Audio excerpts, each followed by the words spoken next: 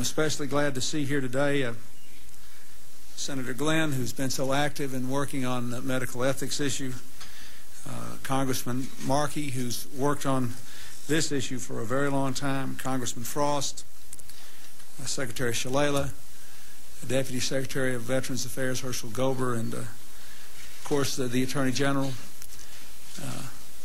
who basically tries to get us all to do the right thing all the time. I want to thank Secretary O'Leary for her extraordinary devotion to this cause, and you heard in her remarks basically the way that she views this. It's a part of her ongoing commitment to finish the end of the Cold War, and perhaps no energy secretary has ever done as much as she has to be an advocate, whether it is for continued reforms within the Energy Department or her outspoken endorsement of the strongest possible commitment on the part of the United States to a comprehensive test ban treaty, which I believe we will achieve next year in no small measure thanks to the support of the Secretary of Energy. And of course, I want to thank Dr. Ruth Faden for her extraordinary commitment of about a year and a half of her life to this unusual but important task.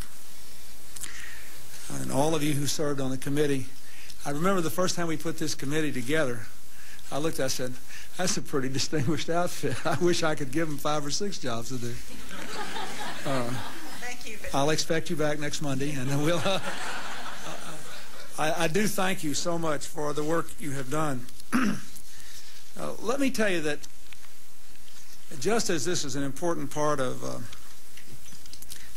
the efforts that Secretary O'Leary outlined, I saw this committee as an indispensable part of our effort to restore the confidence of the American people in the integrity of their government. All of these political reform issues, to me, are integrated. When I became the president, I realized we had great new economic challenges, we had profound social problems, that a lot of these things had to be done by an energized American citizenry, but that our national government had a role to play in moving our country through this period of transition. And in order to do it, we needed to increase the capacity of the government to do it through political reform, but we also needed, as much as anything else, to increase the confidence of the American people, that at the very least they could trust the United States government to tell the truth and to do the right things. So you have to understand that for me, one reason this is so important is that I see it as part of our ongoing effort to give this government back to the American people. Senator Glenn's long effort to get Congress to apply to itself the same laws it imposes on the private sector. The restrictions that I imposed on members of my administration in high positions for lobbying for foreign governments, and when the lobby bill failed in the Congress, I just imposed it by executive order on members of the executive branch. All these efforts at political reform, it seems to me, are important, but none of these efforts can succeed unless people believe that they can rely on their government to tell them the truth and to do the right thing. We have declassified thousands of government documents, files from the Second World War, the Cold War, President Kennedy's assassination. These actions are not only consistent with our national security, they are essential to advance our values. So, to me, that's what this is all about. And to all those who represent the families who have been involved in these incidents, let me say to you, I hope you feel that your government has kept its commitment to the American people to tell the truth and to do the right thing. We discovered soon after I entered office that with the specter of an atomic war looming like Armageddon far nearer than it does today, the United States government actually did carry out on our citizens experiments involving radiation. That's when I ordered the creation of this committee. Dr. Faden and the others did a superb job. They enlisted many of our nation's most significant and important medical and scientific ethicists.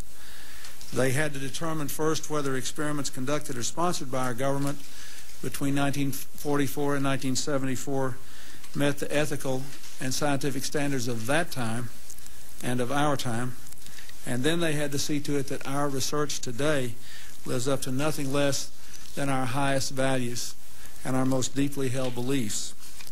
From the beginning, it was obvious to me that this energetic committee was prepared to do its part.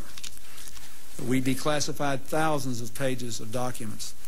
We gave committee members the keys to the government's doors, file cabinets, and safes. For the last year and a half, the only thing that stood between them and the truth were all the late nights and hard work they had to put in. This report I received today is a monumental document in more ways than one. But it is a very, very important piece of America's history, and it will shape America's future in ways that will make us a more honorable, more successful,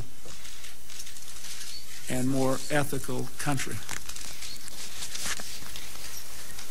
What this committee learned, I would like to review today with a little more detail than Dr. Faden said, because I think it must be engraved on our national memory. Thousands of government-sponsored experiments did take place at hospitals, universities, and military bases around our nation. The goal was to understand the effects of radiation exposure on the human body. While most of the tests were ethical by any standards, some were unethical, not only by today's standards, but by the standards of the time in which they were conducted. They failed both the test of our national values and the test of humanity. In one scientist injected plutonium into 18 patients without their knowledge. In another, doctors exposed indigent cancer patients to excessive doses of radiation, a treatment from which it is virtually impossible that they could ever benefit. The report also demonstrates that these and other experiments were carried out on precisely those citizens who count most on the government for its help, the destitute and the gravely ill.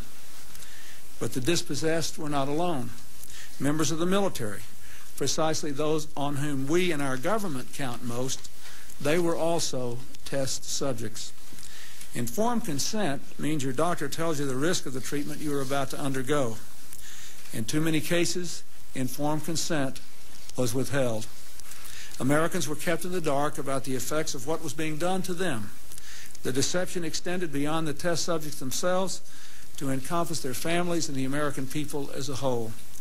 For these experiments were kept secret, and they were shrouded not for a compelling reason of national security, but for the simple fear of embarrassment, and that was wrong. Those who led the government when these decisions were made are no longer here to take responsibility for what they did. They're not here to apologize to the survivors, the family members of the communities whose lives were darkened by the shadow of the atom and these choices. So today, on behalf of another generation of American leaders and another generation of American citizens, the United States of America offers a sincere apology to those of our citizens who were subjected to these experiments, to their families, and to their communities. When the government does wrong, we have a moral responsibility to admit it. The duty we owe to one another to tell the truth and to protect our fellow citizens from excesses like these is one we can never walk away from. Our government failed in that duty, and it offers an apology to the survivors and their families, and to all the American people who must be able to rely upon the United States to keep its word, to tell the truth, and to do the right thing. We know there are moments when words alone are not enough. That's why I'm instructing my cabinet to use and build on these recommendations, to devise promptly a system of relief, including compensation that meets the standards of justice and conscience. When called for, we will work with Congress to serve the best needs of those who were harmed. Make no mistake, as the committee report says, there are circumstances where compensation is appropriate as a matter of ethics and principle. I am committed to seeing to it that the United States of America lives up to its responsibility. Our greatness is measured not only in how we so frequently do right, but also how we act when we know we've done the wrong thing, how we confront our mistakes, make our apologies, and take action. That's why this morning I signed an executive order instructing every arm and agency of our government that conducts, supports, or regulates research involving human beings to review immediately their procedures in light of the recommendations of this report and the best knowledge and standards available today, and to report back to me by Christmas.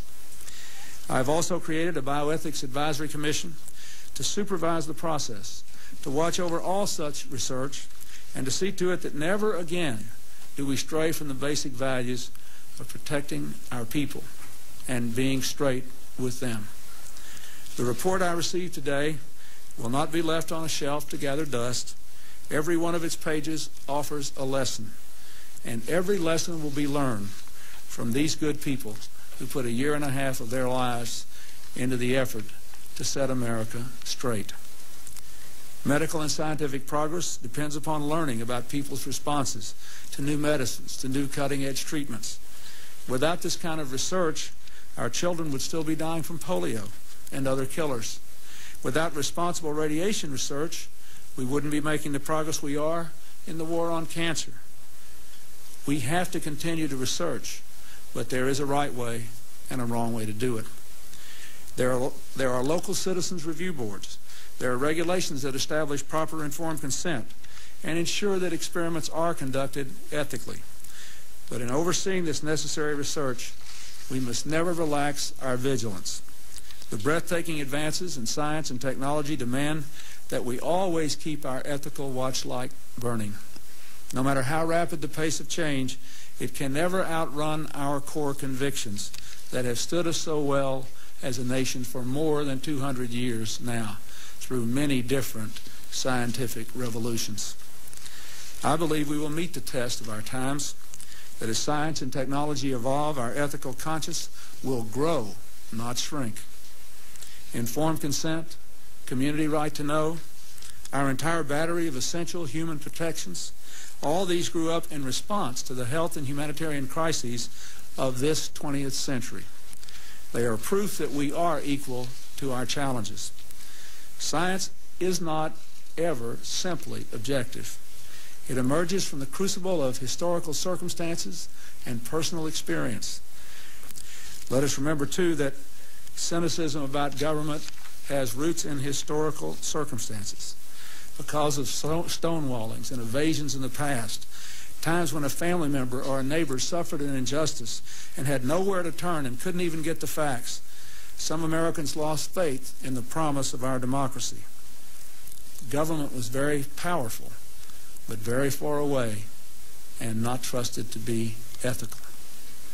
So today, by making ourselves accountable for the sins of the past, I hope more than anything else we are laying the foundation stone for a new era.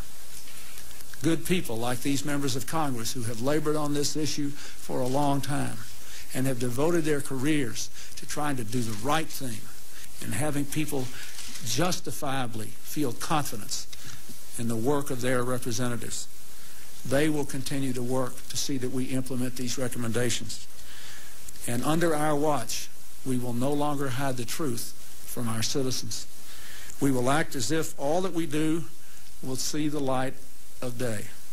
Nothing that happens in Washington will ever be more important in anyone's life affected by these experiments, perhaps, than these reports we issue today. But all of us as Americans will be better off because of the larger lesson we learned in this exercise and because of our continuing effort to demonstrate to our people that we can be faithful to their values. Thank you very much.